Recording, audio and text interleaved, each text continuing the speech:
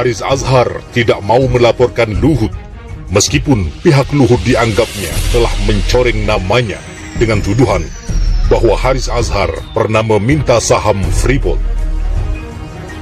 Tindakan Haris Azhar ini jelas cukup dewasa, tidak cengeng. Ia hanya meminta pihak Luhut bisa dan berani membuktikan tuduhannya tersebut. Ini jelas berbeda dengan Luhut yang langsung main lapor ke polisi dengan alasan pencemaran nama baik. Padahal Haris dan Fathia menjelaskan keterlibatan Luhut dengan tambang emas di Blok Wabu Papua itu adalah berdasarkan bukti kajian. Langkah Luhut Binsar Panjaitan yang main lapor tidaklah menunjukkan seorang menteri yang harus terima banyak kritikan, bahkan tuduhan sekalipun. Tempo.co Jakarta, Direktur Lokataru Haris Azhar tidak tertarik untuk melaporkan kembali Menteri Koordinator Bidang Kemaritiman dan Investasi Luhut Binsar Panjaitan yang memperkarakan Haris Azhar. Bukan saya yang memproses hukum, ngapain, kata Haris. Haris membantah penasihat hukum Luhut, Junifer Girsang, yang menuduhnya minta saham Freeport kepada Luhut. Tolong buktikan omongannya. Kalau tidak terbukti, diketawain orang, ujar Haris. Tuduhan meminta saham Freeport ini disampaikan Junifer Girsang saat menjadi pembicara di acara Mata Najwa pada Rabu pekan lalu. Junifer Girsang bahkan mengatakan bahwa Haris Azhar pernah datang menemui Luhut Binsar Panjaitan khusus membahas jatah sahamnya itu. Haris Azhar pun pernah datang ke Luhut meminta saham Freeport.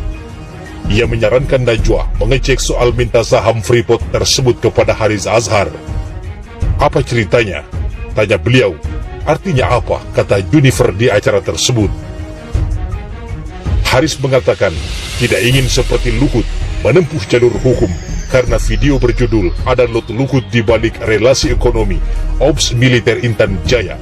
Jenderal Bin juga ada di akun YouTube Haris Azhar beberapa waktu lalu. Sementara langkah Luhut itu sama sekali bukan langkah terpuji dan tidak memberikan andil positif untuk mendukung keberanian warga untuk berpartisipasi dalam mengawasi pemerintahan, kata Nurholis, kuasa hukum Haris Azhar. Nurholis juga mengkritik penggunaan aparat penegak hukum sebagai kepentingan pribadi, bukan langkah yang bermartabat. Penggunaan kepolisian sebagai institusi negara yang dibiayai langsung untuk mengabdi pada kepentingan publik, untuk kepentingan pribadi dan tujuan pembungkaman, bukan langkah yang bermartabat dan tidak pantas untuk ditiru. Sementara terkait hal tersebut, Direktur Eksekutif Amnesty Internasional Indonesia Usman Hamid menilai langkah Luhut Binsar Panjaitan itu berlebihan. Dia menilai langkah baik yang seharusnya dapat diambil Luhut adalah menjawab dengan menggunakan data, bukan melaporkan ke jalur hukum. Dia menyebut laporan Luhut tersebut menunjukkan kecenderungan pejabat pemerintah untuk menjawab kritik dengan ancaman pidana. Hal itu bertolak belakang dengan pernyataan yang sering diulang oleh Presiden Jokowi dan pejabat lainnya tentang komitmennya atas kebebasan berpendapat. Makin memanas, meski sudah dibantah oleh Luhut Binsar Panjaitan soal keterkaitannya menteri yang berbisnis PCR. Presiden jangan omdo, Jokowi harus tegas menindak, bahkan harus memecat menteri yang terlibat dalam bisnis tersebut. Tribunmedan.com, isu mafia di balik tes COVID-19 PCR masih memanas. Setelah dua nama Menteri Jokowi diisukan terlibat, Wakil Ketua Fraksi PKS DPR RI Mulyanto meminta Presiden Jokowi menindak menteri yang diduga terlibat dalam bisnis alat tes PCR. Menurutnya, Presiden Jokowi tidak boleh membiarkan menteri yang dipimpinnya ikut terlibat dalam bisnis ini karena dapat mengganggu upaya pemerintah menanggulangi pandemi COVID-19. Presiden jangan membiarkan isu ini berkembang berlarut-larut karena dapat menimbulkan ketidakpercayaan masyarakat pada kebijakan pemerintah dalam menanggulangi COVID-19.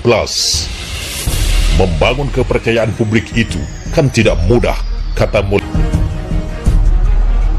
Mulyanto menilai tindakan menteri yang ikut berbisnis alat tes PCR tidak etis. Apalagi menteri yang terlibat dalam bisnis ini punya kewenangan mengatur kebijakan penanggulangan COVID-19. Sehingga besar kemungkinan kebijakan yang dibuat diatur sedemikian rupa agar menguntungkan bisnisnya. Negara bisa bangkrut kalau mental menterinya seperti ini. Menteri itu jabatan publik.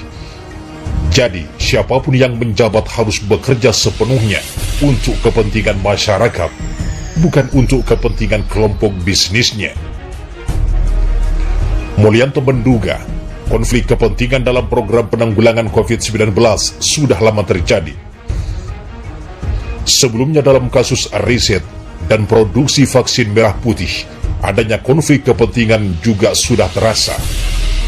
Riset vaksin merah putih yang dilakukan Universitas Airlangga di bawah koordinasi BRIN dalam konsorsium riset COVID-19 terkesan lambat. Padahal WHO sudah memberi lampu hijau akan ikut terlibat dalam pemantauan uji klinisnya. BPOM juga menyambut baik persiapannya. Namun karena ditengarai ada kepentingan pihak tertentu, maka proses riset dan produksi vaksin inovasi anak bangsa ini menjadi lama. Diperkirakan vaksin merah putih ini baru bisa diproduksi mulai Juli 2022. Keterlambatan itu ditengarai karena Menteri Luhut menggadang-gadang masuknya produsen vaksin China untuk diproduksi massal di Indonesia, yang juga direncanakan pada waktu yang bersamaan dengan produksi vaksin merah putih. Ini kan terkesan ada bias kebijakan. Publik menduga ada udang di balik batu, karena di saat fase krusial kita mengembangkan vaksin anak bangsa, justru yang dipromosikan adalah vaksin asing yang akan dibangun di dalam negeri. Ini kan kontradiktif, kata Mulyanto. Seharusnya, kata dia, pemerintah mendahulukan produk inovasi anak bangsa agar menjadi tuan di negerinya sendiri, bukan selalu terlena pada produk impor. Di tengah kritikan biaya tes COVID-19, tes PCR yang berubah-ubah hingga dugaan mafia PCR, muncul nama Luhut Binsar Panjaitan dan Erick Thohir. Dua menteri tersebut sebagai pendiri perusahaan penyedia jasa tes COVID-19.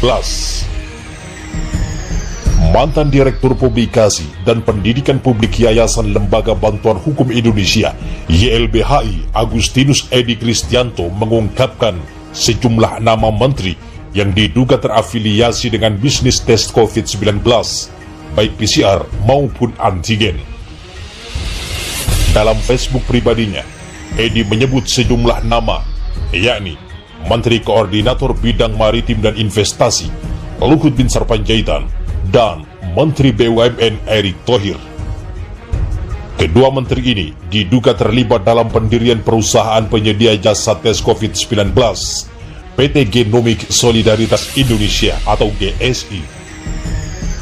Edi menerangkan, PT GSI lahir dan PT Toba Bumi Energi dan PT Toba Sejahtera, anak PT TBS Energi Utama, Toba yang sebagian kecil sahamnya dimiliki oleh Luhut Binsar Panjaitan. Selain itu, PT GSI juga dilahirkan oleh PT Yayasan Adaru Bangun Negeri yang berkaitan dengan PT Adaru Energi. 6,18% sahamnya dimiliki oleh Boy Thohir yang tak lain adalah saudara dari Erick Thohir. Menteri Koordinator Bidang Kemaritiman dan Investasi Luhut Binsar Panjaitan merespon tudingan dirinya terlibat dalam bisnis tersebut. Hal itu disampaikan juru bicara Luhut, Jody Mahardi, dalam keterangan tertulisnya kepada wartawan pada Senin 1 November. Pertama, perlu saya perjelas bahwa Toba Bumi Energi adalah anak perusahaan Toba Bara Sejahtera dan saham Pak Luhut yang dimiliki melalui Toba Sejahtera di Toba Bara Sejahtera sudah sangat kecil, yaitu di bawah 10%, kata Jody. Jadi, Pak Luhut tidak memiliki kontrol mayoritas di TBS, sehingga kita tidak bisa berkomentar terkait Toba Bumi Energi. Sementara itu, terkait PT Genomic Solidaritas Indonesia, Jody menerangkan bahwa Pak Luhut diajak oleh teman-teman dari grup Indika, Adaru Nustasar, yang memiliki inisiatif untuk membantu menyediakan tes COVID dengan kapasitas tes yang besar. Karena hal ini pada masa-masa awal pandemi ini adalah salah satu kendala. Jadi total, kalau tidak salah, ada 9 pemegang saham di situ. Yayasan dari Indika dan Adaru adalah pemegang saham mayoritas di GSI ini tugasnya.